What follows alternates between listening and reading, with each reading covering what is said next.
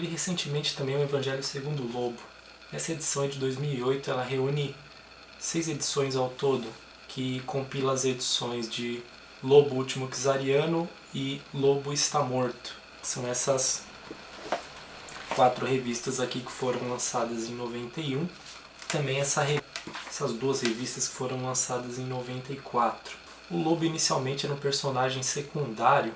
Ele foi criado para a revista Omega Man, mais exatamente na edição 3 ele apareceu. Inicialmente já veio com essa ideia de ser um caçador de recompensas, um caçador das galáxias.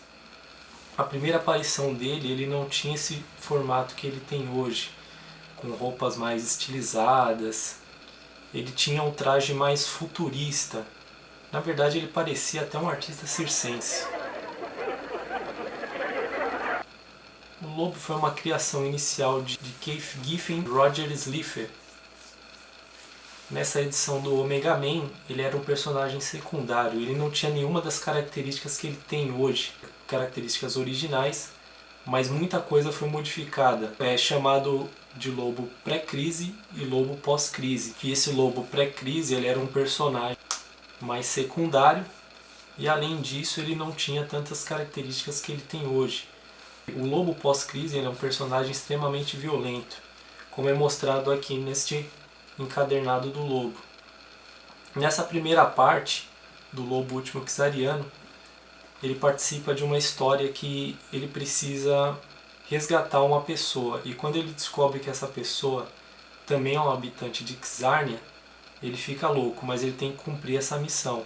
Ele acaba cumprindo, só que no final é bem louco. Um final meio maluco. Os desenhos do Lobo, eles caracterizam por ser bem psicodélicos, bem coloridos. Eu gostei muito dessa parte dos desenhos.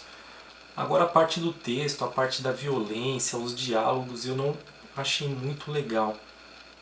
Eu acho que por ser um personagem da década de 90 e ter esse tom meio cômico, meio na levada de uns personagens, por exemplo, ele é bem parecido com o Deadpool também, que tem essa carga de violência, essa carga de humor também.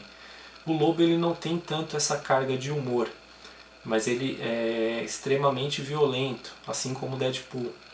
Mas o Deadpool ele conseguiu aí atravessar as barreiras do tempo, por exemplo. Então ele existe até hoje, teve o filme que está fazendo sucesso.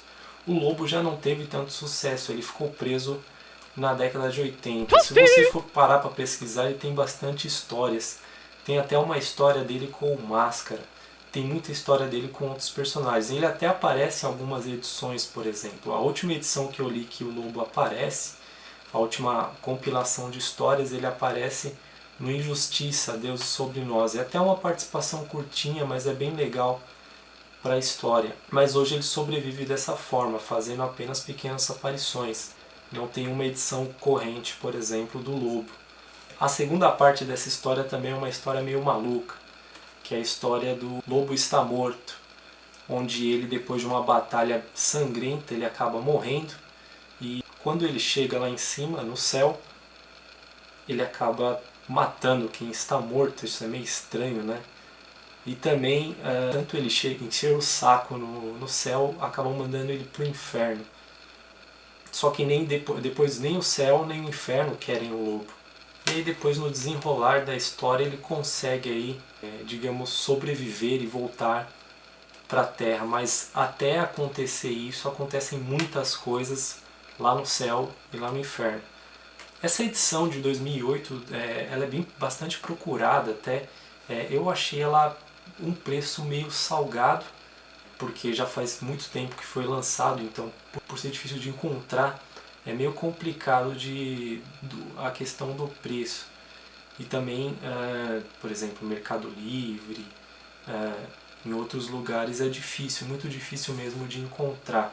Eu encontrei com mais facilidades as edições originais, né, que saíram, e as 2 edições do Lobo Está Morto. Não tem tanta diferença para essas edições e para a edição do encadernado, né? Tem algumas coisinhas aí de tradução, mas não é tanta diferença que atrapalhe nas 2 histórias, né? As histórias têm elas têm uma diferença, né, das histórias originais até os encadernados aí, de bastante tempo, mas a única diferença gritante assim vai ser porque é um papel. O papel da história de 2008 é um papel couché mais brilhoso, um papel com mais qualidade. As edições, a edição de 91 e a edição de 94, né, que é o Lobo Está Morto, elas têm um pouco mais, a qualidade delas é um pouco mais inferior. Mas tirando isso não tem nenhum problema, você consegue encontrar elas um pouco mais barato do que a edição de 2008. O que eu achei meio cansativo na história é que o Lobo é um personagem que ele morre numa das histórias, mas ele é um personagem invencível. Então isso acaba ficando um pouco cansativo na história. Se você for ler as histórias do Lobo, você tem que ler com você tem que ler um pouco despretensiosamente. Não esperar muito das histórias porque não tem aquele enredo que te envolve. Você tem que ter na mente que o Lobo é um personagem que ele... Se você ler as histórias do Lobo, você vai perceber que ele quer vencer a qualquer custo, ele não aceita perder. Então isso acaba tornando um pouco maçante a história. Esse foi o ponto que pegou assim na minha leitura. Mas de resto é legal, eu gosto das ilustrações, eu achei muito bacana a colocação dos quadros, essa questão dele viajar pelos planetas eu achei bacana também. Mas o Lobo é o personagem que ficou um pouco aí parado no tempo, por isso que é tão complicado deles se renovar, né? Mas apesar dos pontos que eu não gostei, eu acho que vale a leitura, você dar uma chance aí pro Maioral. Beleza?